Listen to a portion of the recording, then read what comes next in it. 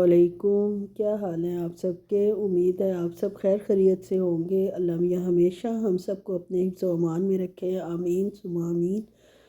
ये जनाब कपड़े धोए थे और इन लिफाफों में क्या है, इन लिफाफों में कुरान पाक हैं जो कि शहीद हो चुके हैं, किसी के पेजेस निकल चुके हैं और कोई जो है वो अरेबिक उसमें ख़तों की किताबत में लिखा हुआ है जो कि मतलब हमारे लिए पढ़ना इसलिए थोड़ा सा मुश्किल हो जाता है कि हमारे पाकिस्तान में जो जिस लिखावट से कुरान पाक लिखा होता है वो हमें इजी लगता है। तो ये सब मैंने निकाल के रख दिए हैं। यहाँ एक इदारा है सऊदीया में जहाँ ये जमा करवा देते हैं, तो वो ख़ुद इसको फिर अपने तरीके से सेट कर लेते हैं।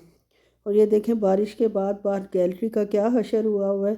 कपड़े आज ज़्यादा थे, कुछ मैंने स्टैंड पे डाले हैं और कुछ बाहर डाले हैं, चादरें वगैरह। लेकिन बारिश माशाल्लाह हुई और ठीक ठाक हुई और जिसने सारी गंदगी और सारा फैला दिया है। खैर अल्लाह की रहमत है बारिश, उससे मौसम में भी काफ़ी फ़र्क पड़ा है, मौसम ठंडा हो गया है। और आज मैं बना रही हूँ पालक गोश्त। उसके लिए मैंने सबसे पहले गोश्त डाला है, साथ ही प्याज और लहसुन अदरक डालूँगी। लेकिन पालक गोश्त में मैं मसाले ज़्यादा नहीं डालती, सिर्फ़ कुटी लाल मिर्च और नमक डालूँगी और सब्ज़ मिर्चें डालूँगी।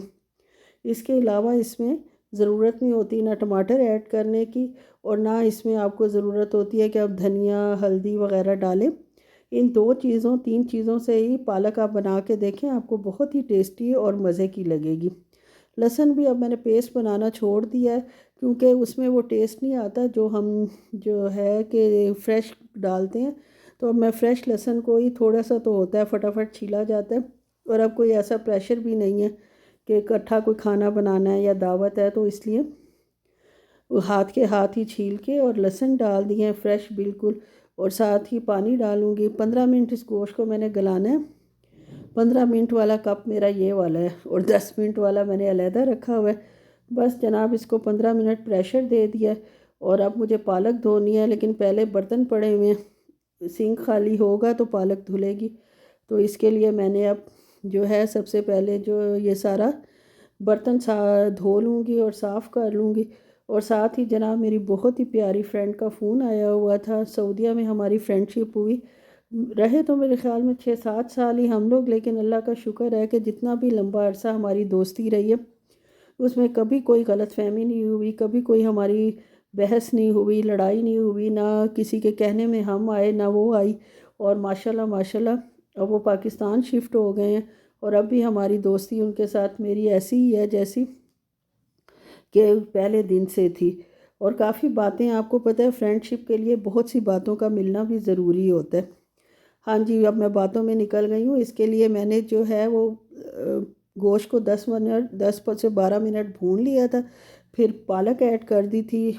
ऑयल डाल के ज़ाहिर है गोश्त को भूना था, लेकिन ऑयल मैंने पहले थोड़ा डाला था और साथ के साथ जैसे जैसे पालक एब्ज़ॉर्ब करती जाएगी थोड़ा थोड़ा ऑयल में शामिल करती जाऊँगी। आप इस तरह बना के देखें तो आप देखेंगे कि पालक का एक अच्छा सा मज़े का टेस्ट निकलता है, बनिस्बत ये कि आप इकट्ठा ऑयल डाल दें उसमें वो टेस्ट नहीं निकलता, जो आप थोड़ा थोड़ा करके अपने हिसाब से डालते रहते हैं कि जितना आपको चाहिए।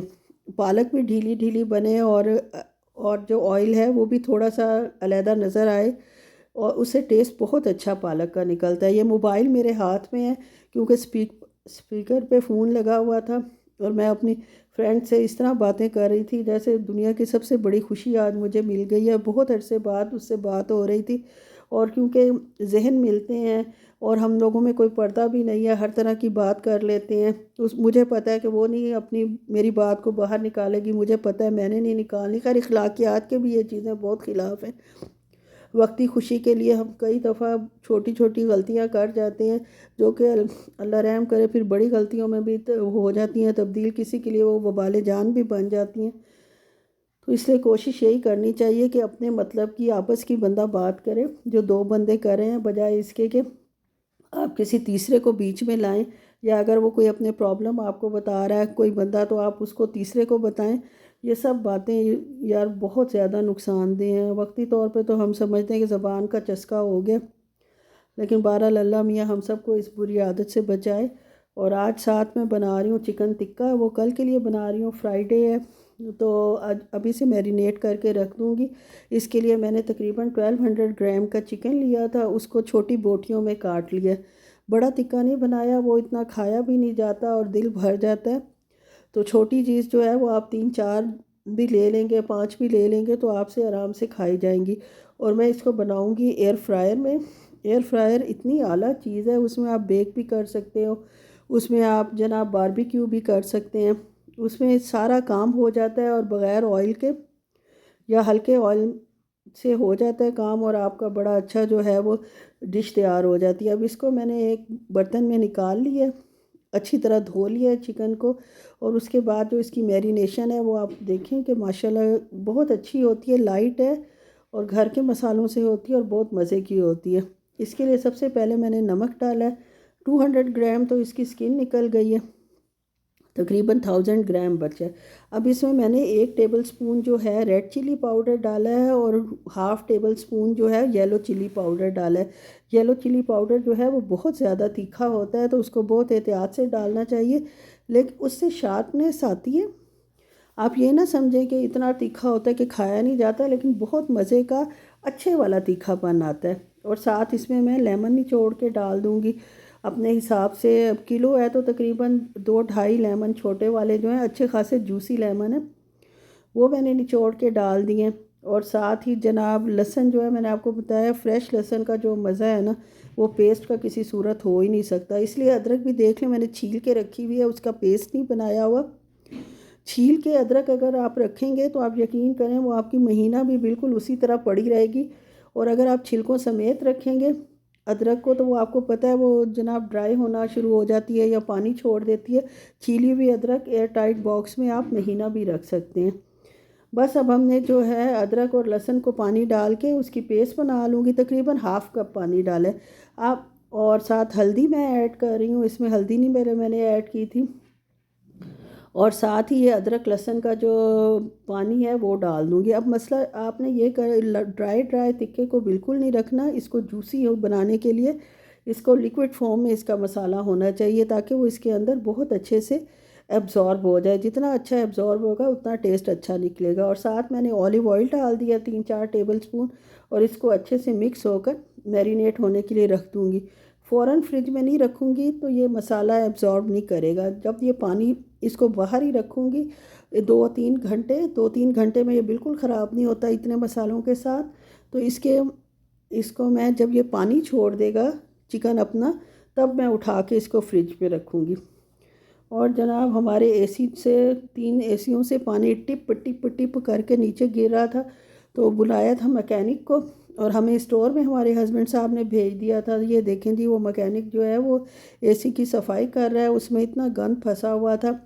वो तो खैर सफाई करके चलते बने, और उसके बाद जो माशाल्लाह सफाई हमें करनी पड़ी है घर की, वो आपको मैं दिखाती हूँ कि कितना ज़्यादा गंद मचा था। ज़ाहिर है वो कहाँ उन्होंने फेंकना था, सोफ़े वगैरह ज़ाहिर है आगे किए थे, वरना सारा पानी और गंद इसी पे गिरता।